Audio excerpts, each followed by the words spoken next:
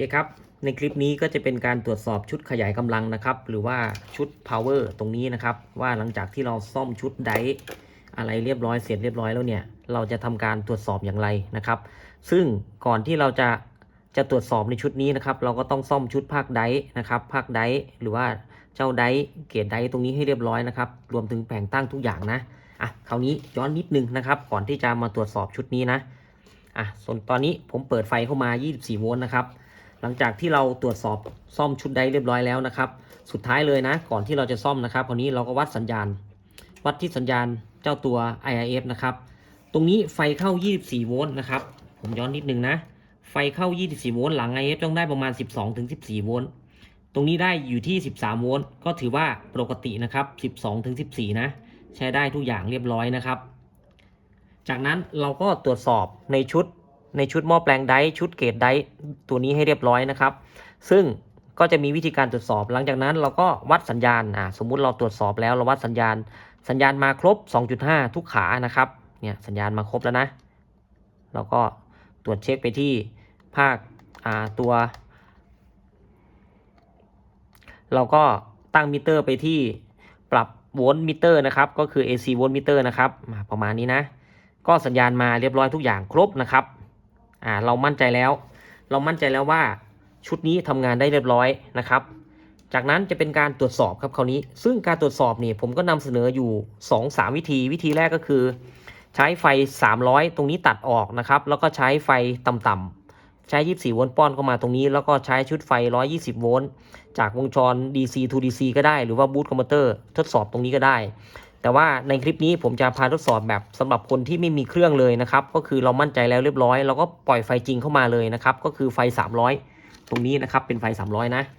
ผมก็จะเอาไฟบวกเข้าตรงนี้ไฟลบเข้าตรงนี้ซึ่งขั้วบวกขั้วลบนะครับปกติขั้วบวกเขาจะต่ออยู่ด้านนี้นะครับเราก็วัดได้นะเราก็วัดได้เราก็วัดขั้วบวกกับขากลางนะครับเนี่ยขากลางเขาจะต่อตรงนี้นะครับเพื่อความแน่ใจนะประมาณนี้นะครับลบจะต่ออยู่ขาที่3ด้านนู้นนะครับด้านขวามือด้านนี้นะครับอันนี้ลำบากหน่อยเขาเคลือบกราวมานะครับโอเคยากมากเนี่ยครับติดละโอเคเรียบร้อยนะครับจากนั้นผมปล่อยไฟ300เข้ามาเพื่อเทสระบบทุกอย่างเลยนะครับเพราะว่าเทสชุดสวิตชิ่งทำงานได้ไหมนะครับแล้วก็ชุดไฟนี้ทำงานได้ไหมนะครับเราก็จะใช้หลอดไฟครับหลอดนี้เป็นหลอด220โวลต์นะครับประมาณ 5-10 วัตต์นะครับแล้วก็จิ้มมาที่ขั้วนี้นะครับขั้วนี้จะเป็นสายสีดำสีแดงในบางเครื่องนะครับเขาจะมีคอมมอนอยู่ส่วนมากหลักคอมมอนจะอยู่ด้านขวามือฝั่งนี้นะครับฝั่งนี้นะเราก็ลองเช็คโอห์มปี๊ดดูนะครับถ้าคอมมอนนี่เขาจะต่อกันทุกขั้วนี่ครับอันนี้คือคอมมอนนะเขาต่อกัน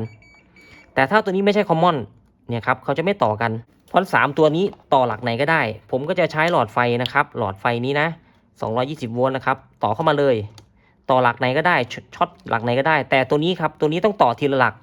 เช็ค C ทีละตัว1 2 3นะครับประมาณนี้นะถ้าเปิดแล้วไฟติดก็ไฟติดสว่างเราก็ต้องเช็คทีละชุดนะครับอันนี้คือการเช็คชุด power นะชุด power หรือชุดขยายกำลังว่าทำงานได้ไม่ได้หลังจากที่เราตรวจสอบชุดที่พวกนี้เรียบร้อยแล้วนะครับเป็นสเต็ปต่อมานะทดลองเลยครับคราวนี้การเช็คการตรวจซ่อมตรงนี้ต่อผ่านปลั๊กไฟกันระเบิดตลอดนะครับจนกว่าจะเอาไปเชื่อมจริงนะเปิดเลยนะครับ3 2 1เปิดปั๊บไฟติดนะครับไฟหลักที่1ติดก็แสดงว่าทุกอย่างทำงานปกติแล้วคราวนี้เราถอดออกครับเราเช็คคาปาซิเตอร์ทีละขั้วนะครับขั้วที่1ติดขั้วที่2ติดขั้วที่3ติดนะครับถ้าอย่างนี้ถือว่าบอร์ดนี้สมบูรณ์แบบทุกอย่างสามารถเอาไปประกอบแล้วไปทดลองเชื่อมได้แล้วนะครับก็ดูไฟด้วยนะครับดูไฟด้วยว่าติดเท่ากันไหมนะครับดูความสว่างว่าติดเท่ากันไหมโอเคเรียบร้อยนะครับการทดสอบแบบนี้เราเปิดนานไม่ได้นะเพราะว่าเจ้าตัว MOSFET หรือ IGBT เราไม่ได้มีแผ่นระบายความร้อนตรงนี้อาจจะร้อนหน่อยนะครับแต่ก็ไม่ถึงเป็นขั้นอันตรายที่จะระเบิดนะตรงนี้ก็ถือว่าสำเร็จสมบูรณ์แล้วนะครับเราก็ไปประกอบได้เลยครับคราวนี้ประกอบเสร็จถ้าเราเปิดปั๊บ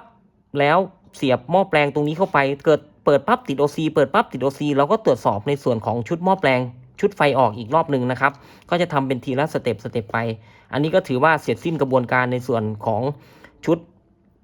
ภาค power นะครับหรือว่าตั้งแต่ชุดซ่อมเกจชุดเกจไดชุดสวิตชิ่งอะไรต่างๆครบหมดเรียบร้อยแล้วต่อไปก็จะเป็นการทดสอบในส่วนของชุดไฟออกนะครับหรือว่าชุดเอาพุตกันนะครับ